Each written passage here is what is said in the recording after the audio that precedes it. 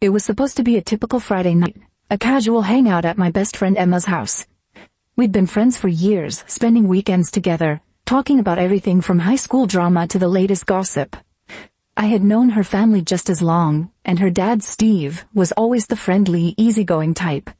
He had this charm about him, always telling corny jokes at the dinner table that made us laugh, no matter how much we rolled our eyes at his dad humor.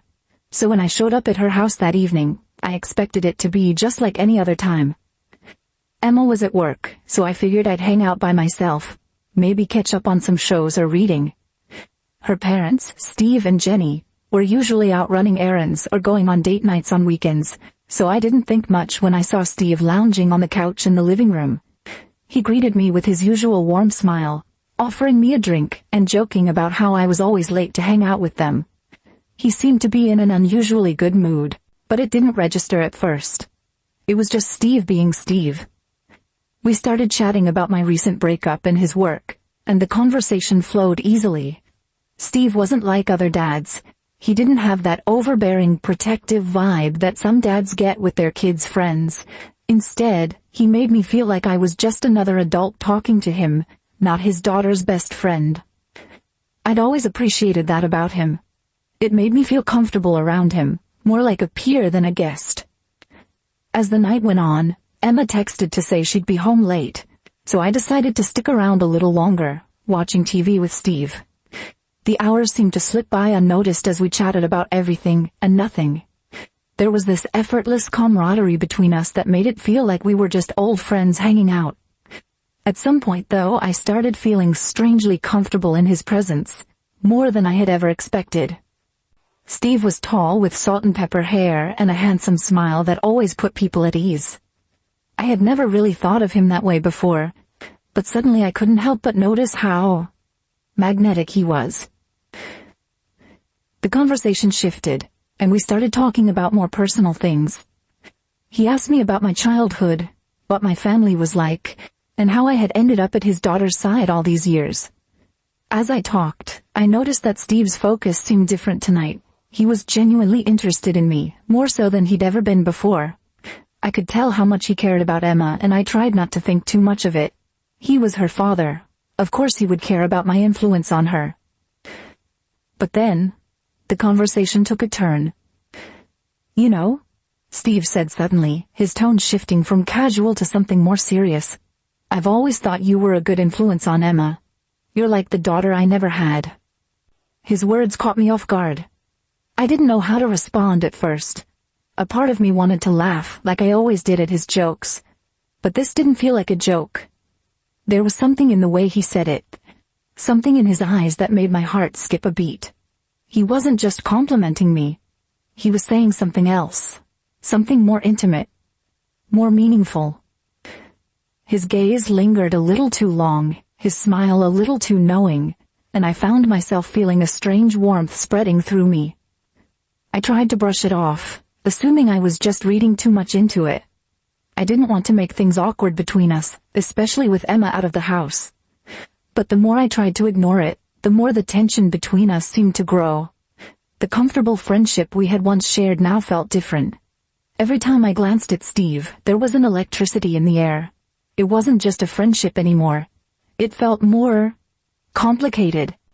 It didn't help that the more we talked, the more I found myself drawn to him. Steve wasn't just friendly. There was something magnetic about him, something that made me feel both at ease and strangely aware of every movement he made. He was confident, not arrogant, but assured in a way that made others feel comfortable in his presence. And yet, I couldn't shake the feeling that there was something more beneath the surface. At one point I stood up to stretch, needing a break from the tension that had started to build in the room. As I did, I noticed Steve's eyes following me, watching me with a gaze that felt heavier than before. It wasn't the same friendly look I was used to. It was something else, something I couldn't quite name. My heart started racing, and I felt a wave of nervousness wash over me. I tried to ignore it, tried to laugh it off, but the discomfort lingered.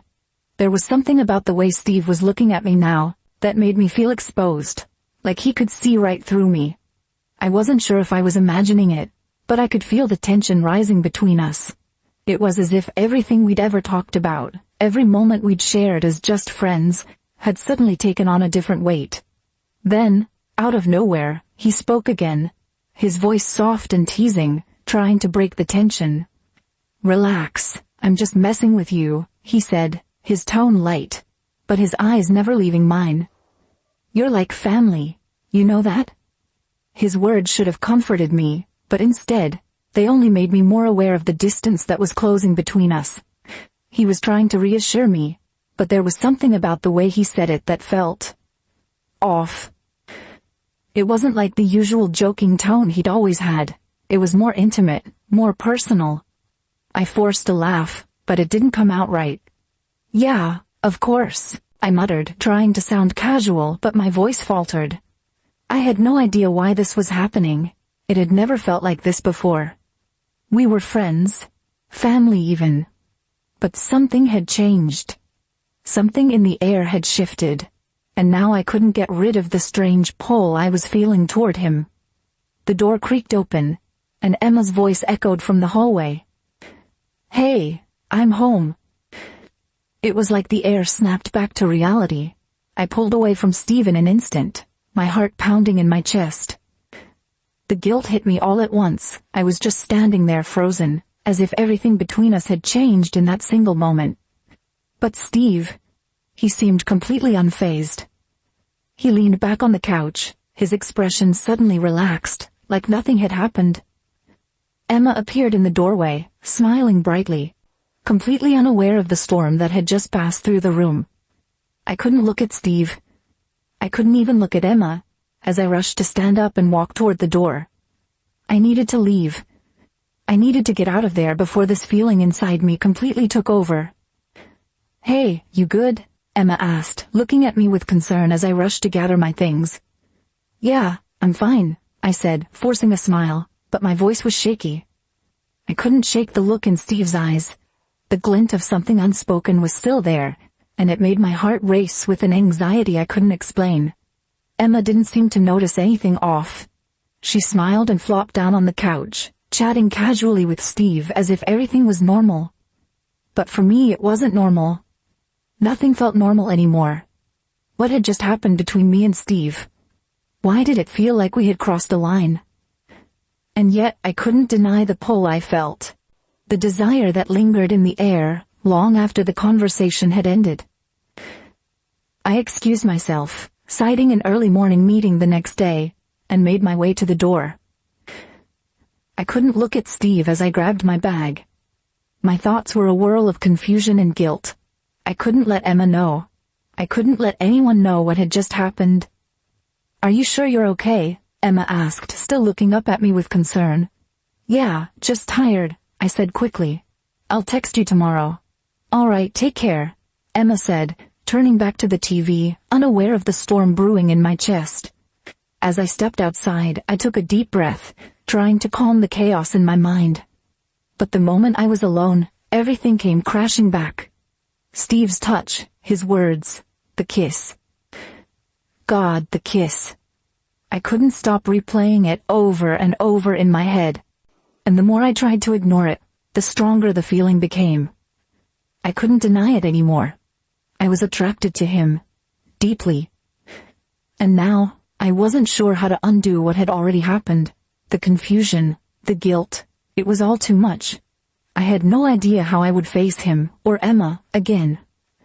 But for now, I couldn't help but think about what might happen next.